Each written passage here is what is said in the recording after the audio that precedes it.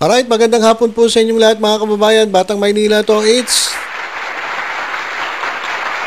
mga kababayan, nag-post po si Daryl Yap. At ang pinost ni Daryl Yap ay ito po nga mga fortunes.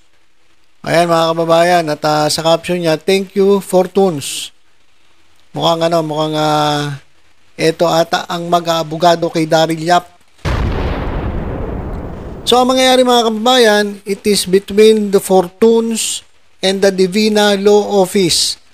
Ayan po ang maglalaban mga kababayan dito po sa kasong sinampa ni Bossing Vic Sotto laban kay Daryl Yap. At mukhang kang magandang labanan to mga kababayan, ha? Mukhang magandang labanan to. Magagaling na abogado maglalaban-laban. At ubos ang pera dito ni Daryl Yap. Kasi kapag fortune, medyo mataas ang talent fee niyan mga kababayan. Kaya talagang gagastusan ni Daryl Yap itong kasong ito. Kaya akala ko ba hindi ka bothered?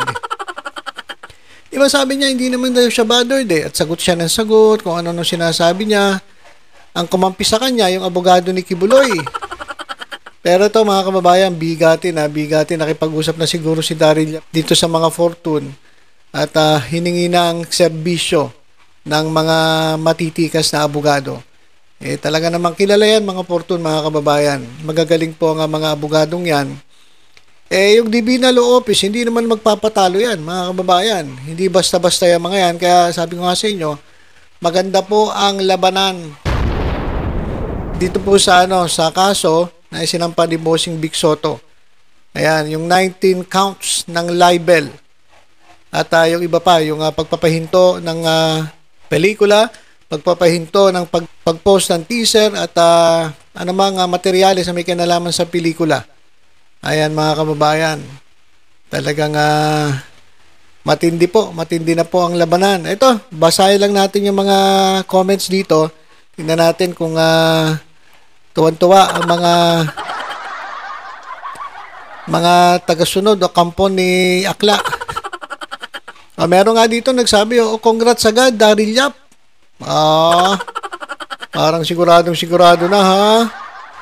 Sabihin ko lang sa inyo, hindi porke magaling ang abogado ninyo, walang talo yan. Marami po magagaling na abogado na natatalo rin sa sa mga kaso nila. Especially, kung yung talagang ipinaglalaban mo ay mali. Hindi naman si Fortune magdidesisyon Ang magdidesisyon ay ang judge po ng korte. Kaya wag kayo masyadong matuwa dahil di kalembang ang abogado ni Daryl Yap.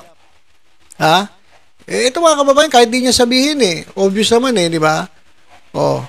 Kahit hindi sabihin na kinuha niya ang serbisyo ng mga Fortune, naman kitang-kita naman Ano yan, magpo-post ka, ano yan pa? Ano yan, dumalaw lang sa'yo? Nagbigay lang ng suporta katulad ng attorney Tolentino. Baka naman nag-post yung attorney Tolentino para magpapansin. Baka walang trabaho kasi baka wala ng trabaho sa SMNI. Kaya nagpapapansin kay Daryl Yap para mag-abogado. Diba? Parang nag-a-apply etong si Mark Tolentino. Ewan ko kung tinanggap ni Daryl Yap. Pero ito mga kababayan, ipinosta ni Daryl Yap. Thank you attorney thank you Fortunes. So marami sila. Isang kumbaga ito yung Fortune Law Office. Ayan po ang pinagmalaki ngayon ni Daryl Yap na makakalaban ng Divina Law Office. Kaya magandang labanan to mga kababayan. Magandang labanan to. Sundan natin itong labanang ito. Mga kababayan, yung sa Itbulaga versus Tape Incorporated, magandang laban din yun Diba? Yung abogado ng GMA at versus sa Divina Law Office. Nilampaso lang ng Divina Law Office Wala atang desisyon ang korte, ang judge na pumabor sa GMA 7 sa Tape Incorporated. Diba? Sa GMA, abogado ng GMA kinuha nila So wala Lahat po talo hanggang sa huling-huling hininga. Talagang kapit na kapit. Ito nga mga halos sa Itbulaga, wala na. Diba? Itong huling panalo ng TVJ mga kababayan ay pinababalik pati yung social media account, lahat ipinababalik sa Itbulaga sa TVJ. So congratulations po sa panalo ng TVJ at ng Divina Law Office. At eto, nahaharap na naman sila sa matinding pagsubok. Fortune. Yan, Fortune Law Office ang mga kalaban ng ng Divina Law Office. Mahal yan. Mahal yan, mga kababayan. Mahal ang serbisyo niyan. May nagtanong dito, bakit kasi kailangan magdemanda ni Bossing kung wala namang katotohanan, defensive kagad, let the truth come out?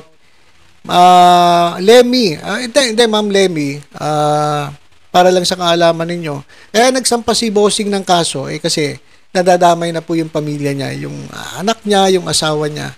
Kung sa kanya lang, sa tingin ko, kaya naman niya yun, dahil sarili na sanay siya sa mga ganyang mga intriga Kaya lang, ang problema po kasi, nadadamay po yung anak niya, pati po yung kanyang asawa.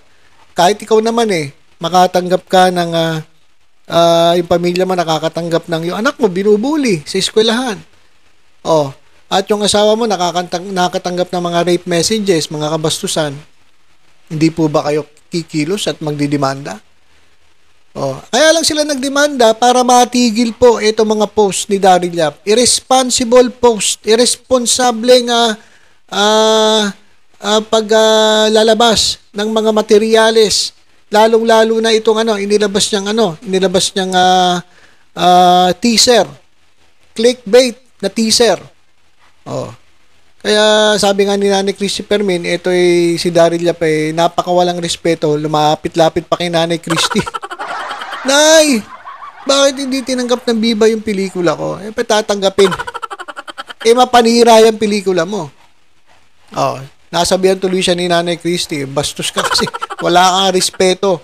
Dapat may respeto ka, hindi porke ikaw ay direktor, magagawa mo lahat. Meron kayong limitasyon. Merong limitasyon yan. Okay? Ito pa may natanong, kailan ba showing ng movie? Baka mauna pa ang hearing dapat ibalabas muna ang movie. Ma'am Jenna Manuel. Kailan ba showing ng movie? Ang tanong po dapat, maipapalabas ba sa sinehan ang movie? Yan ang tanong.